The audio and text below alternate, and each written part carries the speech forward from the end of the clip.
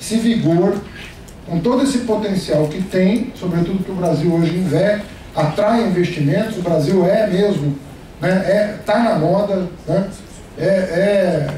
chama a atenção do mundo inteiro. A nossa cidade está acanhada do ponto de vista da gestão pública. Não está pensando longe, não está pensando grande. Então aqui o que a gente quer é a energia de vocês e ideias e ousadia para a gente poder oferecer para a população de São Paulo, em outubro, nas eleições, um projeto grande, um projeto que esteja à altura do desenvolvimento da cidade. Eu tenho certeza que a cidade está preparada para isso. Ela quer isso, né? Talvez ela não saiba ainda, mas ela quer. Você fala com as pessoas, fala com o indivíduo, ele está aguardando essa mensagem. Se nós formos competentes para transmiti-la, nós não só teremos êxito na eleição, isso é uma parte da história, nós vamos ter êxito no diálogo com São Paulo, na construção da grandeza de uma cidade mais humana e mais gostosa de viver. Obrigado.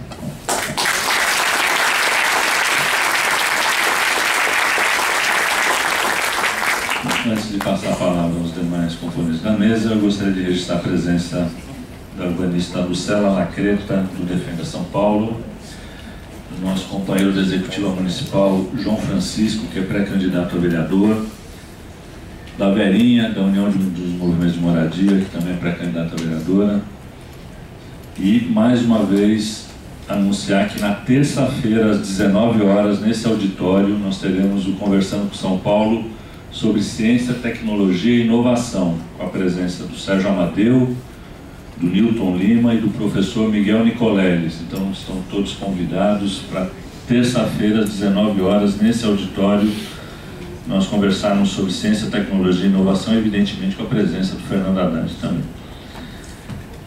Bom, queria passar a palavra agora para o nosso companheiro Nabil Bonduque, que tem seus 15 minutos para fazer a sua exposição.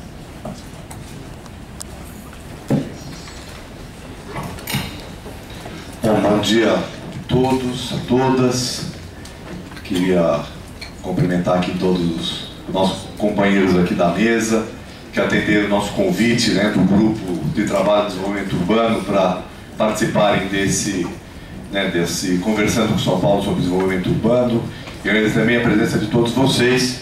Ele tem aqui uma presença grande, né? O Fernando me perguntou, será que o pessoal vai no sábado de manhã, né, para debater esse tema, que não é um tema, né, que geralmente mobiliza muito movimentos sociais, que é uma base da sua do PT. Eu falei, eu acho que vai sim, porque eu acho que inclusive hoje, exatamente o que ele falou agora no final, quer dizer, o tema da cidade é um tema mobilizador, né, da população, né, do conjunto daqueles que vivem e sofrem as consequências de uma cidade que está cada vez mais insustentável, cada vez mais difícil de se viver.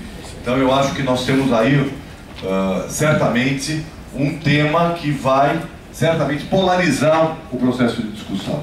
Sobretudo porque, em primeiro lugar, né, nós, né, do PT, temos uma história nesse assunto, né? Eu vou centrar um pouco a minha fala, né, reconstruindo um pouco a história nossa nesse tema, né, o que aconteceu nos 8 anos do governo Serra e Kassab, e só lançar algumas questões que nós vamos discutir no grupo de trabalho, né, porque eu acho que depois todos os companheiros vão poder dar continuidade, e eu aproveito aqui para convidar vocês todos a participar do nosso grupo de trabalho, que está debatendo vários temas relacionados com o desenvolvimento urbano. Tema esse que é um tema articulador. Nós temos que ter claro que o tema desenvolvimento urbano não é um tema setorial, é um tema de articulação, né, porque ele, na verdade, faz uma interface com muitos grupos. Ele faz a interface, a habitação está dentro dele, porque o tema da terra, o tema da produção da cidade, ela se faz fundamentalmente através da habitação. O setorial da habitação está se integrado a esse grupo. Ele tem uma interface enorme com mobilidade. Nós podemos pensar uma nova cidade, com a ousadia que é necessário para São Paulo, sem ter uma proposta de mobilidade que o deputado Zaratin está coordenando e que vai, inclusive, acho que na próximo sábado, né, vai ter um debate aqui também sobre mobilidade, que eu diria até que dá uma continuidade a essa discussão que nós estamos fazendo hoje, né. O tema do meio ambiente, obviamente não dá para pensar meio ambiente de maneira desarticulada com o desenvolvimento urbano, infraestrutura, desenvolvimento econômico, porque hoje pensar desenvolvimento econômico em São Paulo é pensar, né, inclusive o custo que a cidade tem do desenvolvimento econômico. E nós não vamos reverter esse padrão que o Fernando colocou aqui, da habitação distante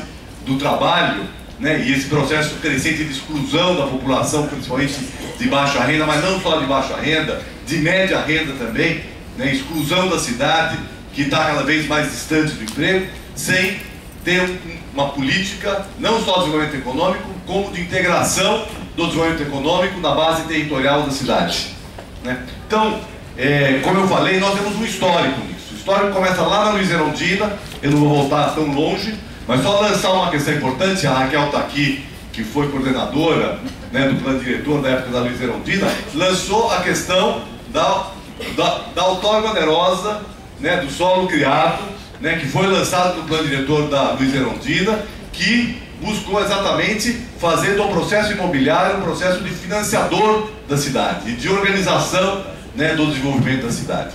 Antes do Estatuto da Cidade, né, portanto, antes, né, de que isso pudesse ter, inclusive, uma viabilidade jurídica de ser implantado. Esse tema foi recuperado no plano diretor aprovado, no plano diretor estratégico, mas ele foi recuperado de uma maneira a estar integrado num conjunto de objetivos muito mais amplos.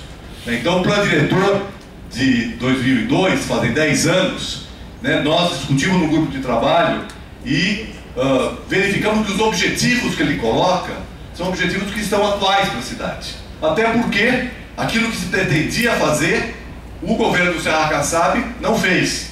Então, um objetivo claro era exatamente esse: levar o desenvolvimento econômico, levar emprego para a chamada periferia da cidade, criar polo de desenvolvimento econômico. Na Zona Leste, teve o plano de desenvolvimento econômico na Zona Leste, começou a ser implantado, o plano de desenvolvimento da Zona Noroeste, o plano de desenvolvimento da Zona Sul, para poder criar novas centralidades, novos pontos onde pudessem as pessoas trabalharem próximo do que estão morando. A questão de trazer habitação para a área central e para as áreas consolidadas e para a orla ferroviária. É um objetivo muito importante, que é trazer habitação para perto do emprego, para perto das cidades, mas dentro de uma perspectiva de reestruturação. Também temos discutido muito a necessidade de construir um novo desenho urbano nesses processos de reconstrução dessas áreas, principalmente as antigas áreas industriais, que hoje, né, constituem um espaço importante para a implantação de projetos de habitação. O objetivo de construir uma urbanização e uma qualificação da periferia. E aí eu vou lembrar uma coisa importante, uma contribuição importante que o Fernando deu para o plano diretor de São Paulo, né? Quando nós apresentamos, discutimos lá na Câmara com ele, e não sei se foi na Câmara, não sei o que foi, e ele falou assim: cadê o CELS do plano diretor? Certo? Porque o CELS tinha acabado de ser proposto pela prefeitura e não estava incluído no plano diretor, mas ele se encaixava como um instrumento de criação, de qualificação, de equipamentos para uma região desprovida da cidade, que era um objetivo importante para o diretor e continua sendo um objetivo importante para o plano diretor. Quando nós vemos a lista dos distritos de São Paulo, a gente vê a enorme desigualdade que existe entre esses distritos. E o objetivo estratégico do plano diretor era exatamente e continua sendo reduzir e, se possível, eliminar essa desigualdade entre os distritos na área social, na área de infraestrutura urbana, na área de equipamentos, né, na área de geração de emprego. Outro objetivo importante é a questão de garantir, né, e ampliar a permeabilidade da cidade, criando condições para que os fundos de vale possam ser preservados. Isso tem uma relação direta com a questão do Código Florestal e tem uma relação direta com, né, redução dos riscos em áreas de habitação de interesse social. Para isso tiveram propostas que são as áreas de intervenção urbana. Nós tínhamos propostas para o transporte coletivo, que articulava com o sistema de transporte coletivo, na época, o secretário Zanatini, a criação do sistema estrutural de transporte coletivo, com o trem, com corredores de ônibus, com a expansão do metrô, com a articulação entre o uso do solo e o sistema de mobilidade, que é uma questão importante para o plano diretor, propondo um maior adensamento junto aos corredores de transporte coletivo de massa, o sistema estrutural, e criando um sistema de alimentação com veículos de menor capacidade que possam alimentar esse sistema e possa, portanto, garantir um espaço no sistema viário para o transporte coletivo, a priorização para o transporte coletivo do sistema, no sistema viário da cidade.